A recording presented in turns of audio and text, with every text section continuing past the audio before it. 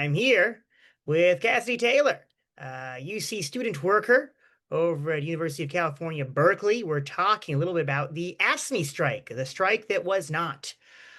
So folks might have watched our earlier episode. The Rising Tide was preparing to attend a picket line this last week, but in the butt crack of the evening, the strike was called off because AFSCME apparently reached a tentative agreement on the eve of the strike and called it all off. So I'm here with a student worker who is, obviously, Cassie, you're not a member of AFSCME, but you're part of the other student workers that have been trying to be in solidarity with the AFSCME workers. Obviously, an injury to one is an injury to all. So yeah, I'm curious, Cassie, if you can just talk a little bit about, what is the situation between student workers on campus just in general. We don't have to get into all that first. Maybe some of their relationship to the AFSCME union. But maybe just to start us off, tell us about why this strike isn't happening. Well, basically, this is kind of the culmination of 2 years of contract negotiations that weren't really going anywhere for a while. And it seemed that uh, essentially because AFSCME had spent this time rather than calling for an indefinite strike much sooner, um, using these little 1 or 2 day strikes as a kind of very almost symbolic amount of leverage against the university, um, which just clearly after 2 years didn't get them very far. And as a result of that, earlier in this year, the UC kind of approached the union and they were essentially like, here's our final offer. You can take it or you can go screw. In which they were planning to offer really nothing. Actually, they were trying to really utilize the lack of leverage that the union had to force through a much worse contract offer than what had been previously on the table. That would have essentially, through various different uh, concessions, have cut pay across the board for AFSCME members. Uh, so this put the union in an understandably difficult situation where they would have no choice but to strike. Uh, and So we were all kind of anticipating that this, given this situation, that they would go through with the strike. But it seems that really they were kind of trying to use the threat of going on strike indefinitely more as negotiating power than reaching the picket line itself. Yeah, and I think I can imagine after the rank and what file that can be incredibly frustrating, right? You Hmm. have all these symbolic strikes, which I think it's important for folks to understand, like kind of the difference between like an indefinite strike and some of these 1 and 2 day labor actions. That by declaring how long this labor action is, essentially you're telling the bosses, the people who are trying to push to negotiate, that they just wait around. It's going to disappear, right? Their problems are going to go away. And I also think it's important, on one hand, because strikes are, they're incredibly taxing for the workers, but are ultimately are the only really way to push these concessions. And I know that there was a lot of energy, particularly amongst the young student workers who are, at present not unionized, to really come out in force to support this strike. And, that opportunity was also ended by just quickly accepting this tentative agreement without even actually going forward with the strike, and really trying to just claim an easy victory versus putting in a little effort to win an even bigger victory. Um, Very frustrating, Hmm. right, for the rank and file of AFSCME, for these student workers who themselves are trying to get their own contract.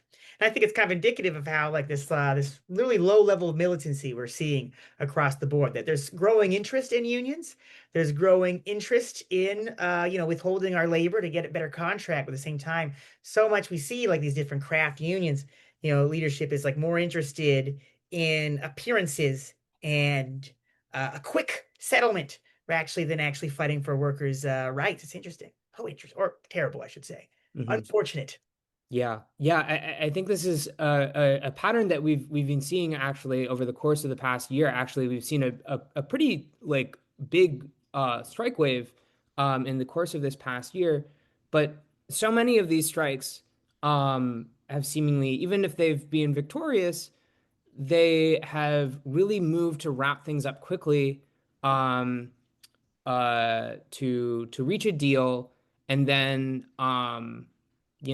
we saw this like with some of the teachers strikes recently that even though it seems to me those were very successful in the immediate term, um, that there was then once the strike is rolled up, they do like a series of layoffs and stuff like that.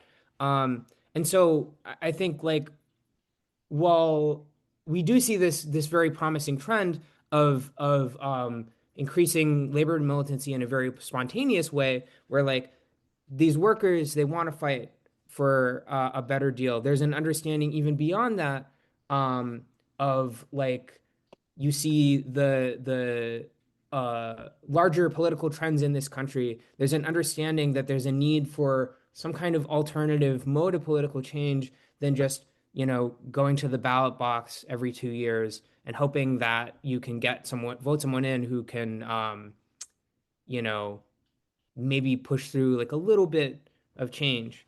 Um, but while that's a step in the right direction, there's a need for like a coherent labor strategy, I think. It can't just be confidence that like, unions are good, inherently good, strikes are inherently good. If we just go along with this stuff and we just, you know, have ourselves a little strike, then we can get ourselves a little something. There needs to be an understanding of these larger trends at play and also an understanding of like how the leadership of these unions interfaces with the management, oftentimes playing the role of like a mediator, um, uh, as opposed to genuinely representing the rank and file of the union. Mhm, mhm. Yeah, I think we see it a lot in our present context in the States. We view all kinds of social changes on the margin, right? I think particularly with the era of Trump, a lot of folks are saying, "Oh, well, anything positive is better than this guy," not really understanding that without like an actual strategy to change the status quo, that's always how we're going to be doing, right? Like all we can get a little bit better is like one or two steps left of overt fascism. Right. Like it's Yeah. a little bit more. That's all we can really do. It's like if there's overt fascism, we just got to vote. We got to trust in the courts and be peaceful. If anyone's paying attention to these no kings indivisible bullshit, that's really their basic idea, right? Is just like trust in the system that's put this man in power. The people who are all opposed to him are all basically good people, are all the same. You're one of them too. It's all this nonsense. Yeah. And then with these tentative agreements, right? It's the idea is every tentative agreement they come to is automatically just the best it could get for the workers. Hmm. Versus, we really have to understand our power as the working class, that when we stay united, when we have this message, this program behind us, historically we've been able to improve, we've been able to achieve all kinds of things. We achieved the 8-hour working day. Remember that was after the 12-hour working day was so in vogue, right? And so Hmm. for that, there was the 14-hour work day. If we listened to these on the margin people, we'd still be at the 10-hour workday, just that Yeah. basic issue. Folks are talking about maybe in 30 years we can have a 4-day work week. It's like, oh my God, these people, they're cursed Hmm. with a lack of imagination. Yeah. Anyway, That. so I do I want to be conscious of the time because I Mhm. don't have that much with you. So I guess I'm curious a little more, just talking through some of the situation with some of the student workers on campus. Some of your thoughts on them, how they've been seeing this labor struggle, what are some of the aspirations of ununionized student workers, and what do you think is important for them to grasp in the future? Mhm. Yeah, I think one of the big things with this student workers kind of are in a sort of a peculiar situation, being both students and workers.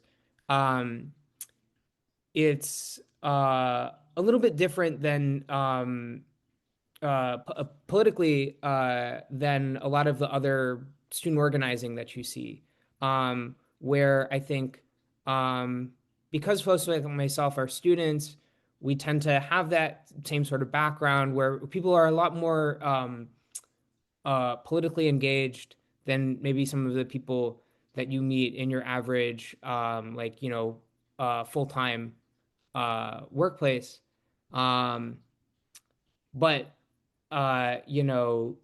in theory, also still have this point of a material leverage um, on the university, because we've just seen over the past years, there was this like big upsurge in student organizing a couple years ago with the Palestine encampments, um, and then this incredible like wave of state repression and then just like a big drop off. I think people really got demoralized by that. And I think for student workers, there's a hope that this could be present some kind of alternative in terms of leveraging political action at universities. Um, if you look at the example of like in the case of the encampments, um, to my knowledge, one of the only universities which was able to turn that into any leverage um, uh, for divestment was SF State, and that was because there was links between the students and the and campus labor. Um, Now I don't know how that's played out, but it's the hope is to actually kind of like to demonstrate that there is real power in the working class, and that is something that students really need to prioritize uniting with. Um, and so what we had really hoped with this strike was to to demonstrate that in action, to not only talk about it with our coworkers, but actually show people on the picket line that this is what we can do as like a class movement, that we this is more than just kind of like an abstract notion, but uh, a real means of organizing that we are ourselves could hopefully grasp in the not too distant future. Not only supporting those workers who are already unionized. Yeah, because feel like in the student union context or any kind of student context, folks can be so isolated from particular issues, right? On one hand, there's these places of, learning, great knowledge, but you actually do become isolated within your own social class, right? And we see like that without this greater class solidarity, that these student groups either go one of two ways. Like one, either they implode internally through some type of sectarianism, petty infighting over what type of language or what type of interpersonal conflicts, just, eventually the whole thing goes kaput. Or, they're just really not able to deal with the waves of either, state repression or even just the different state co-optation that happens in terms of the co-optation of student movements. And so I think this aspect of labor solidarity, particularly of, proletarian class solidarity is so key because it creates the focus, right? Like, and it's with that clarity that the student movement, the movement in general, through actually leveraging labor, can be more successful and hopefully develop a more comprehensive plan about how they're going to do that. Hmm. Yeah. Yeah. And I think also an important aspect of that is, because another kind of problem with student organizing is that you're only in university for a certain amount of time. Even if you take a really long time to graduate, at best that's going to be like the better part of a decade, and then you got to go do something else. And so there's a hope, like, uh, not only to kind of wield this leverage in the context of the campus, but actually to train people to take those lessons that they learned through that struggle with them when they graduate, to really uh, see the working class movement not simply as something that, I'm just doing this to buy my time while I'm here. I'm a student. It's normal to want to get involved in various causes, but actually to see that as like this longer term struggle that we all have to grasp. There's really a dire need for this kind of organizing work, and if we can really push people, even just like a handful of people, into that movement on a longer term basis, um, then those people can do, I think, a tremendous amount of good work for the labor movement as a whole. Absolutely, absolutely. All right, and with that, we're going to end our segment here. All Thank you right. for joining us, Cass. It's been a